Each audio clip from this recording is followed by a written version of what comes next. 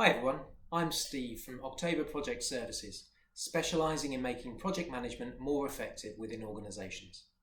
Today I'm going to talk about sizing a project. How big is the project? Such a common question, but what does it really mean? Why is it important? And how do you go about answering it? I'm going to give you 3 top tips for getting this right and therefore getting your projects off to the best possible start. First of all, why is this important? Well, chief among many reasons is that the size or the perceived size of a project will determine the amount of project governance that is used in its delivery.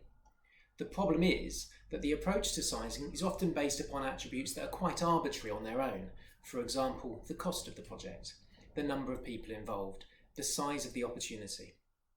Sometimes we also ask ourselves, how complex is the project, or how big is the risk? And I'm sure we've all seen where these answers are then typed into a spreadsheet and a simple formula tells you whether you need a formal project or not. Now, all of those factors are important and those questions do need to be answered. But to make sure the right decision is made, we also have to apply judgment. For example, purchasing vehicles for your fleet is a very high capital investment, but a relatively low risk, low complexity project that does not need a large amount of project control or governance to deliver it. Conversely, replacing network equipment in a data room may be very quick to do and involve a low capital outlay, but the risks could be huge if your colleagues and your customers rely upon 24/7 connectivity. Where organisations do have a process of sizing projects, they often render it down to a couple of these factors. Maybe all of them, but it often leads to a binary decision. Scenario A, we downplay the scale of the project, which leads us to invest in too little governance, maybe not assigning a project manager at all, or certainly minimising the allocation of project resources.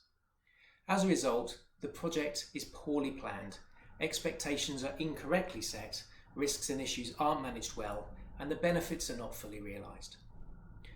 Then there's scenario B, an overzealous, overinflated view of the project, which leads us to too much governance, too much resource, and unnecessary costs. And very quickly the project is seen as overpriced and overburdened with bureaucracy. This results in a lack of confidence in the project process, and business leaders will be reluctant to accept project controls going forward. The results, benefits are eroded by too much cost, and you're back to scenario A with people's confidence. So what do we want? We want, obviously, to find the correct amount of project control, which means we want to size the project correctly.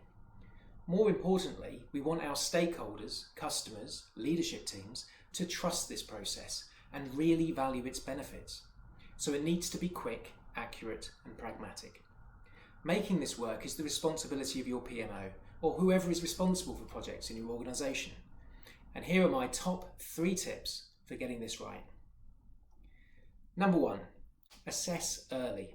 Have project sizing an integral part of your business change and growth process. It should naturally fit in with any discussion of growth, investment or opportunity. Secondly, apply pragmatic judgment. Your sizing approach should combine gathering in the broad factors with some sound judgment on what this means in terms of project complexity and risk. It needs to be pragmatic, accurate enough but not precise, so it is seen as a quick, efficient steer in the right direction and sets the scene early on about the amount of control and investment in project governance that is needed to maximise the benefits and minimise the risks. And finally, number 3, have a scalable project process. You need to have a project process that is fit for purpose and, most importantly, scales easily to suit the different types of project your organisation will want to invest in. I hope that was helpful. Please feel free to comment below and please do get in touch if you'd like to hear more. Thank you everyone, keep happy and healthy.